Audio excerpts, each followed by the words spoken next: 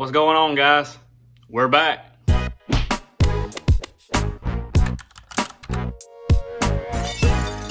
What I'm going to be talking to y'all about in this video is my favorite technique, the way I've made the most money in my career up to this point, and that is 100%, no doubt about it, a jig.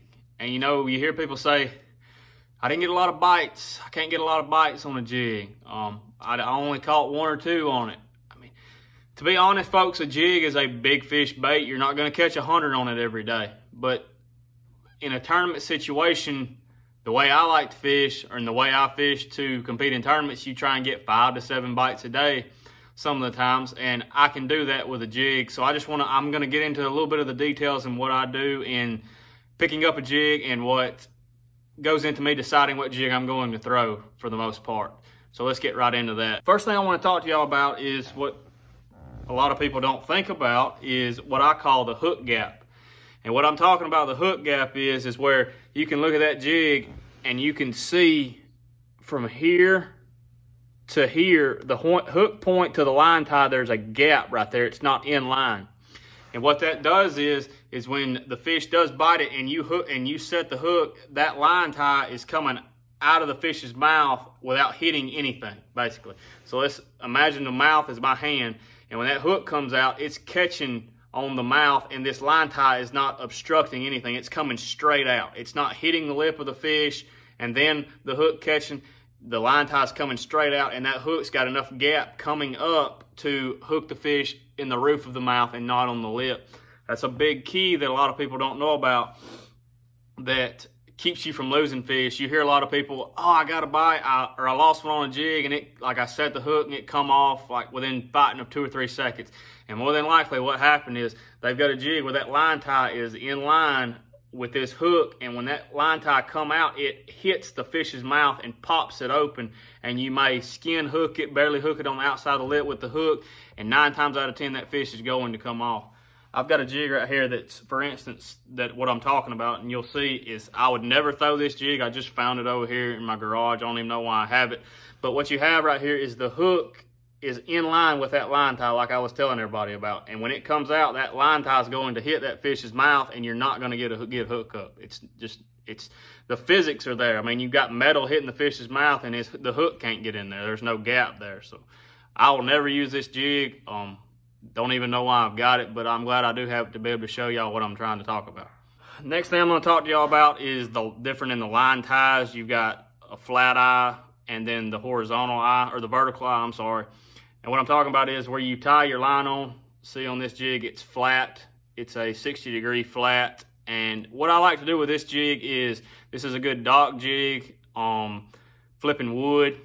That's kind of what I use these line ties for, because they come in good. You know, they hit on the wood, or they hit a dock post or the cross member, and they kind of just roll, and they won't get hung up near as much. I don't use this jig with this line tie a lot, like flipping grass or flipping rocks. It doesn't seem to do well doing that stuff. So, but going on to the next one, the line tie that I do use flipping grass and rocks is a vertical line tie, which you can see right here. It's just straight up and down. Again, you see that, you see the hook gap, always, no doubt.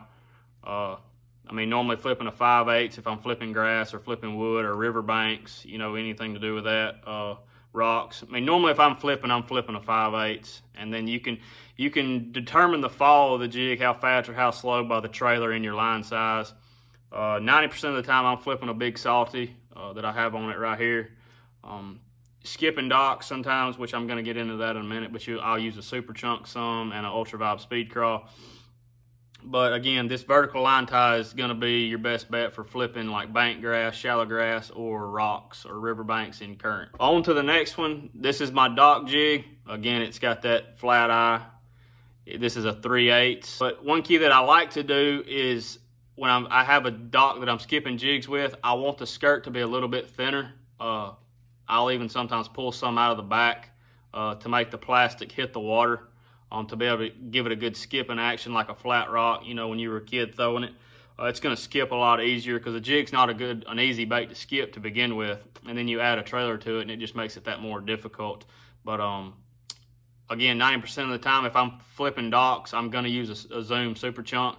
There are some instances where I want a little bit faster fall, and I'll use a ultraviolet speed crawl. Nothing really special there, just kind of I try and keep it as basic as I can when it comes to trailers with jigs, because it's more about where you're putting it and how you're putting it and whatnot. Moving on, talk to you a little bit about colors. You know, people take a lot of concern into jig colors. You know, there's a bunch of companies that make a bunch of different colors. I try and keep it as simple as possible. You know, you need a brown, a green pumpkin, green type jig, black and blue, and a white. So that's basically, what is that, 4 colors?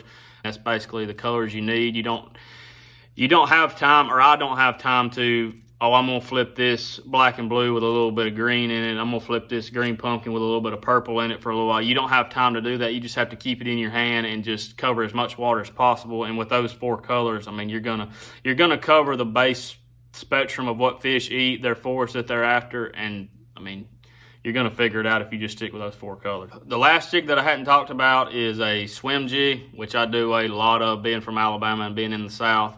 I try and get on a swim jig about anywhere I am, and that kind of burns me sometimes. But once again, this swim jig that I got right here, it's a dirty jig, it's no jack, but the hook gap is still just, it's key. I can't stress that to y'all enough. And with this no jack hook, I mean, that hook isn't flexing. I swim a lot of times on a 7/6 medium heavy rod and with straight braid, 50-pound braid, sunline braid. You can't have a hook that flexes or will bend when you set the hook on that straight braid, because I've had swim jigs in the past that have cost me a lot of money because the hook flexed or the hook bent out. But with this hook, it's not going to happen. I mean, I think I could catch a tuna on this hook and it not bend. The trailers for your swim jig don't have to get all crazy. Again, the colors are the same as my flipping jigs or casting jigs and whatnot. It doesn't have to get real in-depth. You're going to have, like here we have a zoom speed crawl. You know, you've got the legs kicking around. You got a lot of action. I like to pinch off the top segment and then just thread it up on there. It's not really nothing special. You just thread it up. Make sure your claws are below the skirt so the skirt doesn't interfere with the action of the crawl. I mean, that's kind of simple. There's not a whole lot to it. Just make sure it's streamlined and it'll run straight, all that good stuff. Take that off real quick. The only other swim bait, or the only other swim jig trailer you're really going to need to use is a paddle tail swim bait. I've got a Zoom Z Swim here. Any kind of soft body swim bait works, but you just thread it up on there. I like the tail paddle down. I've seen some people lately doing it with the tail paddle up, and I don't really understand that because the bait's made to work that way the best. It'll still work the other way, but I'm not sure why people are doing that. I hadn't got into that yet, or don't know why they're doing it. But this is more of the trailer that I use when I'm in Florida, or I'm just casting and reeling around, you know, hydrilla, offshore grass and whatnot. And the crawl type trailer I like to use, like throwing around hard cover on the bank when I'm covering a lot of water. That's basically a real quick overview of what I do, how I decide what jigs I'm going to use, what little specific things I look when I'm deciding which one I'm going to throw. Again, I don't get into a lot of the color stuff.